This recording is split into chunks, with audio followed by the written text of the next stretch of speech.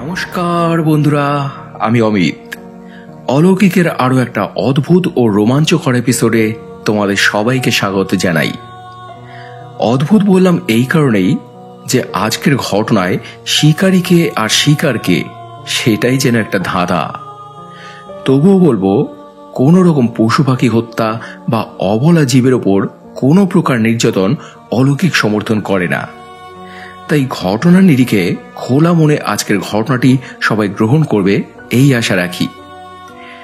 ঘটনাটি শেয়ার করার জন্য আবুল হোসেন দাদাকে অসংখ্য ধন্যবাদ জানাই।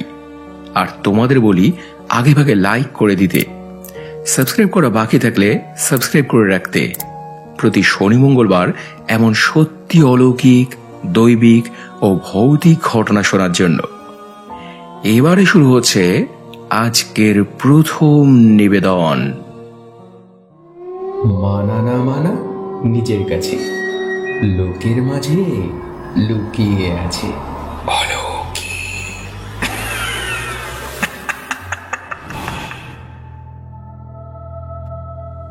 প্রিয় অমিতদা, মুম্বাই বান্দ্রা থেকে আমি আবুল হোসেন। আজ তোমাকে একটা শিহরণ জাগানো ঘটনা বলতে চলেছি, যা আমি আমাদের গ্রামের অতি পরিচিত আনিস ভাইয়ের থেকে শুনেছি।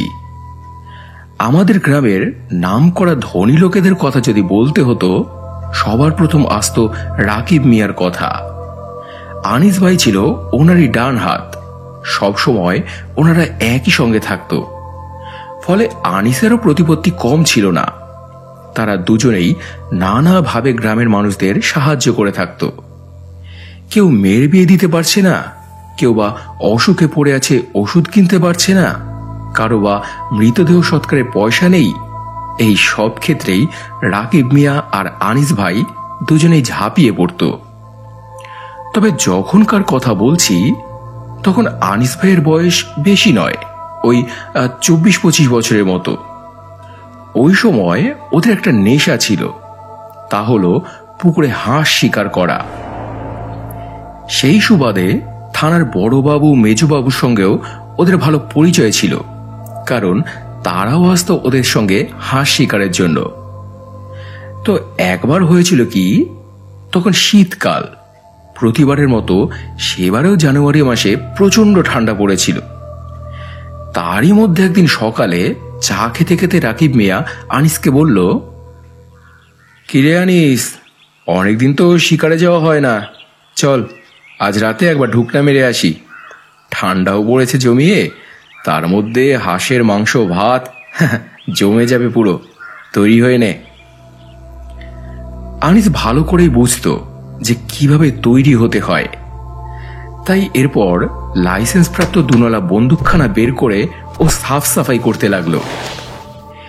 এরপর রাত 9টা নাগাদ খাওয়া দাওয়া করে দুজনেই বেরিয়ে পড়ল শিকারে। রাকিব মিয়া একটা প্লাস্টিকের ব্যাগে বন্দুকটা ভরে কাঁধে নিয়ে নিল, আর বাকি সব শিকারের সরঞ্জাম আনিস ভাইয়ের কাছে, যার মধ্যে গামছা, একটা কালো হাড়ি, একটা প্লাস্টিকের ব্যাগ আর একটা দেশলাই। তো এই সব নিয়ে বড় কবরস্থানের পাশ দিয়ে দুজনে হেঁটে যাচ্ছিল। বিলে পৌঁছতে তাও প্রায় মিনিট 20 সময় লাগবে। এমন সময় একটা ব্যাপার হয়। হঠাৎই কবরস্থানের ভেতর থেকে একটা কালো বিড়াল ওদের সামনে দিয়ে রাস্তা কেটে দৌড় দিল। যাত্রাকালে বিড়ালের রাস্তা কাটা ভালো লক্ষণ নয়, সেটা জানে দুজনেই, কিন্তু তবুও উত্তেজনায় ওরা ব্যাপারটাকে উপেক্ষা করে গেল।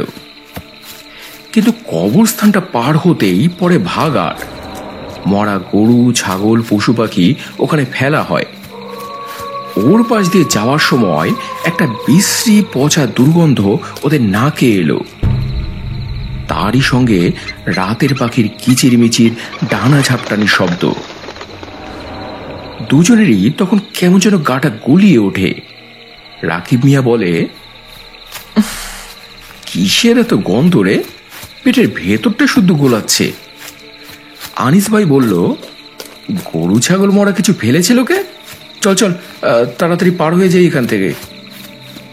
বলে দুজনেই জোর পায়ে এরপর জায়গাটা পার হয়ে গেল। আসলে আনিস ভাই বোধহয় কিছু একটা আন্দাজ করতে পেরেছিল রাকিব মিয়াকে কিছু বলেনি, পাছেও ভয় পেয়ে যায় এই জন্য। তো এরকম করতে করতে শেষ অবধি ওরা বিলের কাছে পৌঁছে গেল। চাঁদের আলোয় মোটামুটি সব পরিষ্কার দেখা যাচ্ছে। বিলের জলে চাঁদের আলো পড়ে চকচক করছে জলটা। তারই মাঝে মাঝে সাদা পদ্ম ফুলের মতো ভেসে বেড়াচ্ছে ওদের কাঙ্ক্ষিত সেই বালি হাঁস। অনেকে এদের মেহমান হাঁসও বলে, কারণ এগুলো দেশীয় হাঁস নয়। নভেম্বরের পর থেকে অস্ট্রেলিয়া, নিউজিল্যান্ড থেকে এরা উড়ে আসে। ভারত, বাংলাদেশের বিভিন্ন জলা জায়গায় এরা আশ্রয় নেয়। মার্চের পর আবার দল বেঁধে ফিরে যায়। তো এরপরে রাকিব মিয়া বন্দুকটা কাঁধ থেকে নামিয়ে আস্তে আস্তে জলে নেমে গেল। গামছাটা দিয়ে হাড়িটা ভালো করে বেঁধে নিল মাথায়, কারণ মানুষ দেখলেই হাঁসের দল পালিয়ে যাবে। ওদের নজর থেকে বাঁচার জন্যই এই আয়োজন। তো রাকিবের পেছন পেছন এরপর জলে নামলো আনিস। বাদ বাকি শিকারের সরঞ্জাম ওর কাছে। রাকিব মিয়া তখন ফিসফিসিয়ে ওকে বলল, আস্তে, বেশি জল নাড়াস না বলে নিঃশব্দে বন্দুকটা তাক করে এগিয়ে গেল রাকিব। হাঁসের দল আপন মনে ভেসে বেড়াচ্ছে জলে। তারপর সন্তর্পণে প্রায় 12-14 হাত দূর থেকে একবার ফায়ার করলো রাকিব।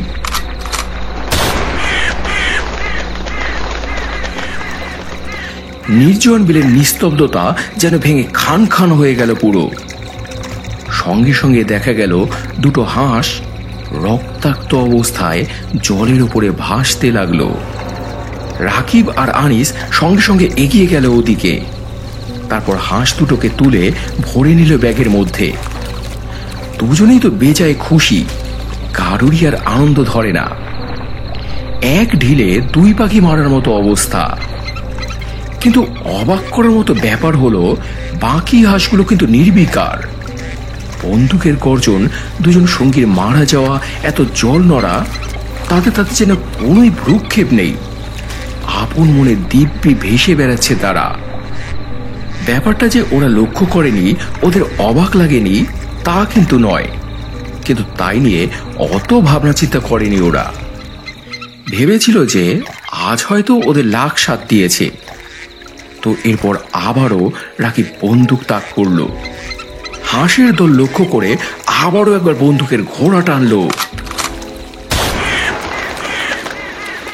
সঙ্গে সঙ্গে আবারও একটা তীব্র গর্জন।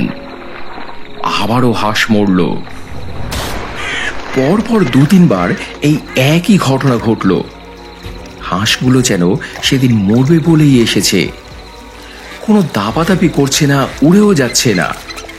আর এদিকে ওদের শিকারের নেশাও উত্তর বেড়ে চলেছে। এগোতে এগোতে ওরা প্রায় বিলের মাঝামাঝি চলে গিয়েছে। তারপর পুনরায় যখন বন্দুক তাক করে রাকিব, তারপরেই একটা ঘটনা ঘটে। হঠাৎই রাকিব জলের মধ্যে ডুবে যেতে লাগলো। কুমির বা সামুদ্রিক বড় মাছ যেমন করে শিকারকে জলের মধ্যে টানা হ্যাচড়া করে, ওই রকমই রাকিবের অবস্থা তখন। হাত থেকে বন্দুকটা খসে পড়ে গেল, মাথা থেকে হাড়িটা খুলে জলের উপরে ভাসতে লাগলো। রাকিবের ওই অবস্থা দেখে আনিস তো থতমত খেয়ে যায়। রাকিব এরকম করছে কেন? কি হয়েছে ওর? রাকিব, এই রাকিব, কি হলো? প্রশ্ন করে আনিস। কিন্তু রাকিবের অবস্থা তখন শোচনীয়। জলের মধ্যে কিছুতে যেন ওকে ছিঁড়ে খাচ্ছে। কিন্তু কে সে? কিছুই তো দেখা যাচ্ছে না। এরকম ধস্তাধস্তি, হুড়োহুড়ি পাড়াপাড়ি করতে করতে একটা সময় অতল জলের মধ্যে তলিয়ে গেল রাকিব মিয়া। তারপর আবারও জল শান্ত। হাঁসের দল সব উধাও, নিস্তব্ধ চারিধার। আনিস ভাই তখন ছুটল গায়ের লোকেদের ডাকতে। কিছুক্ষণের মধ্যেই পুরো গ্রাম ভেঙে পড়ল বিলের সামনে। 100 লোক লাঠি সোটা নিয়ে নামলো জলে। তন্ন তন্ন করে খুঁজলো তারা সব। উদ্ধার হলো রাকিবের দেহ, ক্ষত বিক্ষত, রক্তাক্ত, বিভৎস অপমৃত্যু। পুরো গ্রাম তটস্থ, কেউই কোনো কারণ বা যুক্তি খুঁজে পাচ্ছে না। কারণ এইটুকু একটা বিলে কুমির বা শার্ক জাতীয় কিছু তো থাকতে পারে না, আর থাকলেও সেটা গেল কোথায়? এত লোক মিলে তন্ন তন্ন করে যে খুঁজলো, রাকিবের দেহ পাওয়া গেল, কিন্তু কই তেমন তো কিছু পাওয়া গেল না। প্রশ্নটা সবার মনেই রাতের তারার মতো জেগে রইল। হাঁসগুলোর সেদিন ওরকম অস্বাভাবিক আচরণের কারণ কি ছিল? হঠাৎ করেই বা কোথায় উধাও হয়ে গেল তারা? সবই কি তাহলে কিছুর মায়া ছিল? কিন্তু কার মায়া? প্রকৃতির কোনো অজানা অচেনা রক্ষণকারী মহাশক্তি? অবলা, নির্দোষ, নিষ্পাপ প্রাণীদের ওপর যখনই অত্যাচার নেমে আসে, তখনই কি আবির্ভাব হয় এর? কখনো দৃশ্যমান জন্তু রূপে, কখনো আবার মরণ ভাইরাস করোনা রূপে। যাই হোক, ব্যাপারটা শুধু আমাদের গ্রামের মধ্যেই সীমাবদ্ধ রইল না। থানা থেকে বড়বাবু, মেজবাবু সবাই এসেছিলেন, তারাও অনেক তদন্ত করেন, কিন্তু অবশ্য কোনো লাভ হয়নি। শেষ পর্যন্ত তারাও বোধহয় এই ঘটনায় অস্বাভাবিক কিছুরই গন্ধ পান, যার ফলে এই বিলে পাখি শিকার বন্ধ করার নির্দেশ জারি করেন ওনারা। তবে আশ্চর্যের ব্যাপার কি জানো? সেই বিল এখনো আছে, কিন্তু এই ঘটনার পর থেকে বিদেশি পাখির দল আর আসে না। আর সেই কালো হাড়িটা রাকিব মিয়া মারা যাওয়ার সময় যেটা জলে ভেসে গিয়েছিল, এখন নাকি মাঝে মধ্যে রাতের বেলায় সেটাকে ভেসে থাকতে দেখা যায়। যদি কেউ সেটাকে ধরার চেষ্টা করে, স্রোতের টানেই হোক বা অজানা কিছুর টানে, সেটা সরে সরে যায়। তো এই ছিল বন্ধুরা আজকের প্রথম ঘটনা। এই সঙ্গে সঙ্গে চলে যাব আজকের দ্বিতীয় ঘটনায়। এটা শেয়ার করেছে রূপঙ্কর রায়, বারাসাত থেকে। অসংখ্য ধন্যবাদ তোমাকে এখানে ঘটনা শেয়ার করার জন্য। আর বন্ধুরা, জানি তোমরা ঘটনা পাঠাবে না, তবুও আমার বলা কর্তব্য, তাই বলছি। এখানে যদি ঘটনা শেয়ার করতে চাও, ডেসক্রিপশনে দেওয়া এই নাম্বারে আমাকে হোয়াটসঅ্যাপ করতে পারো। যদি লিখতে পারো তো লিখে, না হলে ভয়েস মেসেজ করে। এবারে শুরু হচ্ছে আজকের দ্বিতীয় নিবেদন। হ্যালো দাদা, আমি রূপঙ্কর রায়, বারাসাত থেকে বলছি। আমি ক্লাস 12-এ পড়ি। কয়েক মাস হলো আমি অলৌকিক শুনছি। এত ভালো লাগে যে একটাও এপিসোড মিস করি না। কিন্তু আজ প্রথমবার তোমাকে একটা ঘটনা বলতে চাই। ঘটনাটা আমার নিজের সঙ্গেই ঘটেছে, আমার পিসি বাড়ি গিয়ে। আমার পিসি বাড়ি হরিণঘাটা, একটু গ্রাম্য এলাকা, খুব সুন্দর। পিসি আমাকে অনেকদিন ধরেই আসার কথা বলছিল, কিন্তু মাধ্যমিক পরীক্ষার দোহাই দিয়ে মা আমাকে যেতে দিচ্ছিল না।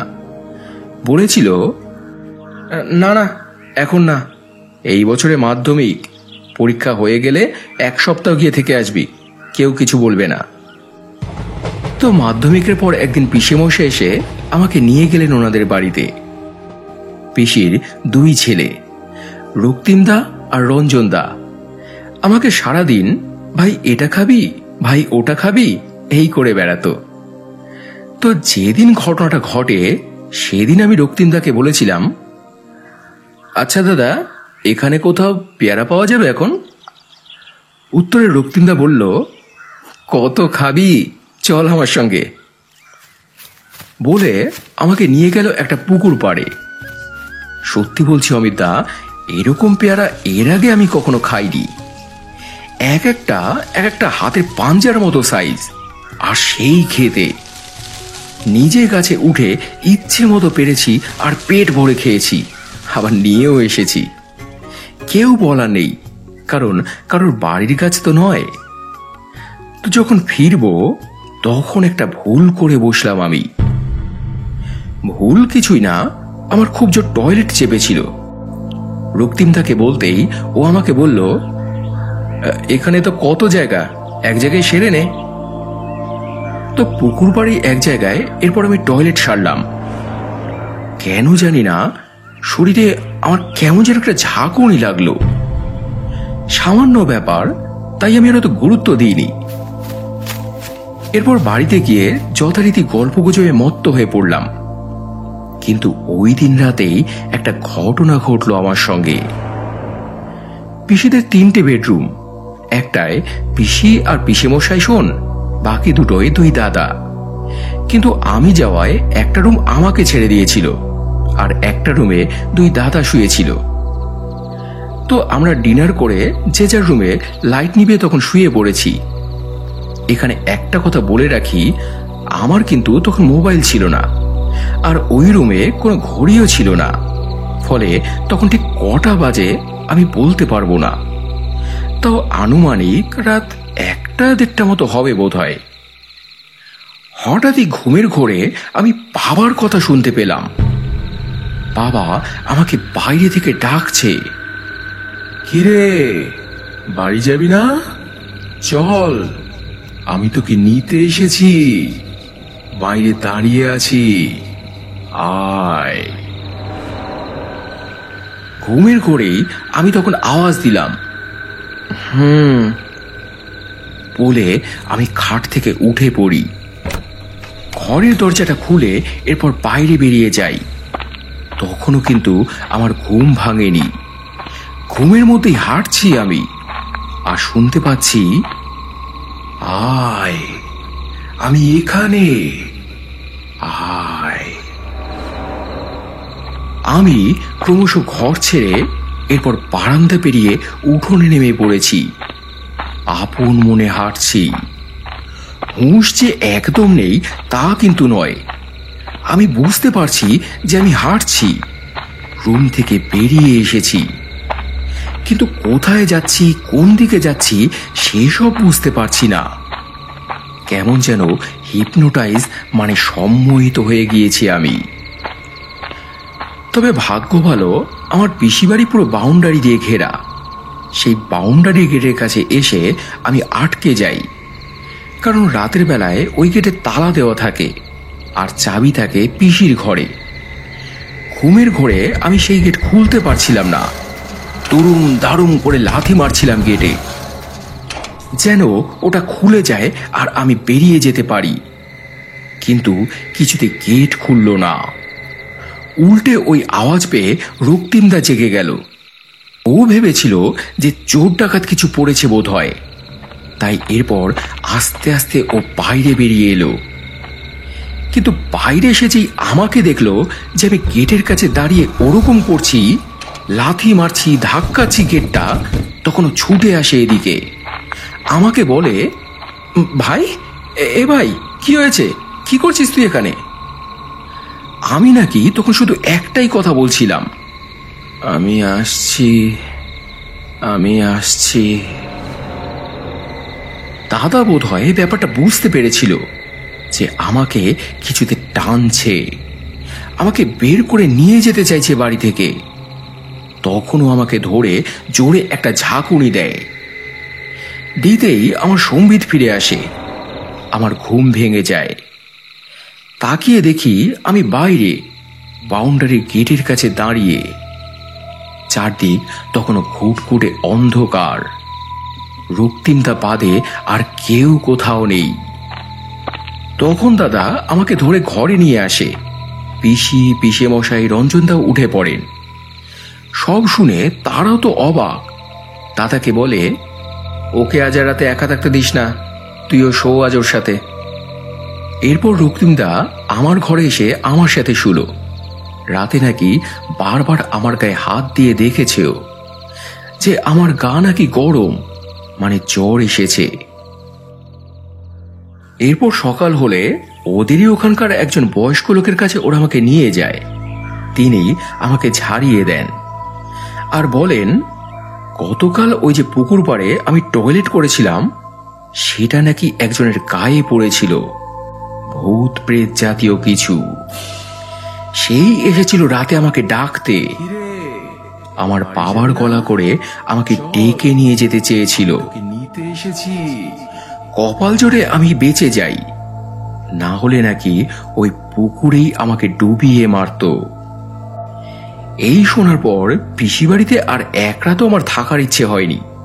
আমার দুই দাদা এরপর আমাকে আমাদের বাড়িতে দিয়ে যায়।